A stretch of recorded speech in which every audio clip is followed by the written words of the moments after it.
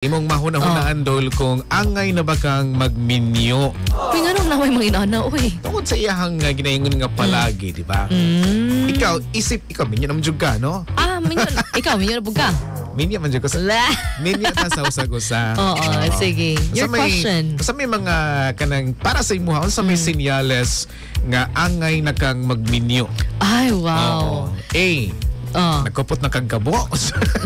B, nagkupot na kag silhing. Oy! C, andam na ka mag-diaper. Actually, daghan mang yudol o kanabitaw nga makaingon tang siguro palatandaan. Murag right time na ba nga murag dapat magpapasakal ka na talaga. And actually, you can feel it naman, no? Dili lang na siya ingon nga sa mga storya po sa ubang tao, especially magud if dugay na kay mong duha sa usag-usa na agad diha ang left and right nga opinion sa uban nga, ay kano siya man, invite a breaker. Correct. Pero katong una na biya mo 3 weeks na biya mo. Ay, dugay na gid kaayo mo. Nakatong una wish ba ya nga ma-fail ang relationship niya karon kay magpa-invite dayon na ano man ni oy. Yeah, pag di ma-invite Suko ra ba dayon? Bitaw daghan manggudol og kanang makaingon ta nga signs, no? O usahay makaingon maka-imagine ta or ato nang makita bitaw kana nga tao nga na siya sa or siya atong kauban sa future. Correct. Usa na siya sa tuwa siguro mga palatandaan. Usa niya na is kailan na ka sa iyahang batasan? Kung masuko siya, kung mangluod siya. Aside niya na dol, kailan na kasi yung ipangutangan. O willing pod ka nga mahimo kang utangan po na. Daghan magudol o kanabit ang mga pamaagi kumbaga nga makabauta if kanang andam nagbagyod. Hinog na ba ang panahon nga mga tubang na mo sa salag sa kaminyoon mga igsoon? Salag kay salag manggod ang murag nest bitaw nga mag-uba na mong duha till death, di ba? Till death do we part. And please do not leave your things unattended. Kasi sumpay Pero for me, mas dali siguro ninyo na ma-feel ang signs kay gatuo ko sa kanang ginaingon nga linya ni Sugar Dolly na if it's meant to be, God will let it be. Kusang darating yan sa mga panahon na hindi mo inaasahan nga murag naragi mo udyok sa inyo ha nga mamalay na mo diha. Pero before mamalay dapat na may mga concrete nails, concrete nga mga plan. Exactly, no? How? No, saan ninyo ang inyong pagsugod sa mga kanang initial steps kami niyon. Oo. Diba na? Magplano mo. Sabi niya gusto nga kasal ka ng intimate like 500 guests. Oo.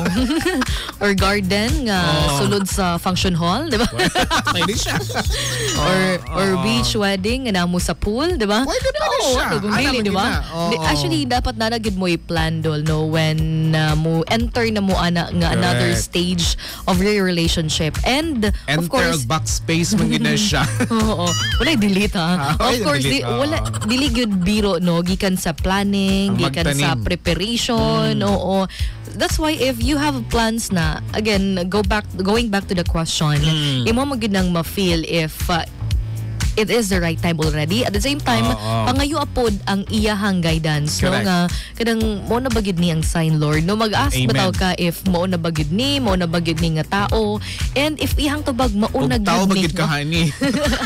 And if ang tubag gani maunag gid ni amo na gid na ang time no nga magbugkos sa gid mong duha sa usag-usa. Of course, nagid diha ang guidance pod sa inyohang mga ginikanan kay mo pud sila muhatag og giya kaninyo. At the same time, as mentioned kanina, mga opinions sa ibang tao, daghan jud kaay na, especially if namo sa preparation sa inyong marriage. And hindi po biro yan because kung nakaplan na gani mo og guest list, of course, kana ato ang timan-an nga ang kasal, dili siya family reunion. Tama. So dapat na nagkautang-utang yan. So dapat kung kinsay suod sa inyong duha, kung kinsay duol sa inyong kasi kasing og nahimo gyud nga dako kaayong role sa inyong eleksyon. og nahimo nga dako bitaw nga inyong sandiganan sa inyong relationship. So kato sila nga mga tao ang mamahimo pud nato nga ato ang mamahimo nga mga bisita, no? Mo magud na sila ang mo witness dol sa inyong pag-iisang dibdib. Kaya naman choose your guest wisely. Pero ay kumpiyansa na daghang witness mga igsoon bisag wa katambong. Ay correct. Diba? Kaya may social media. Di ba? No, okay. It's very important to choose your guests wisely. Why? Because kami ni Jack Ringo ni Agi na magitano sa ato ang pagkasal. At the same time, niagi po may pag-wedding host. So, importante kaayo ng mga guests nga magpabilin hangtod mahuman ang inyong reception. Oo. And for me lang to sum it up, no? When stars are aligned, everything will fall into its places. So mahitabo gid ang angay mahitabo. So if magpakasal na mo, i-hire si Jack o si Sugar as your wedding host. May promotion para sa huli.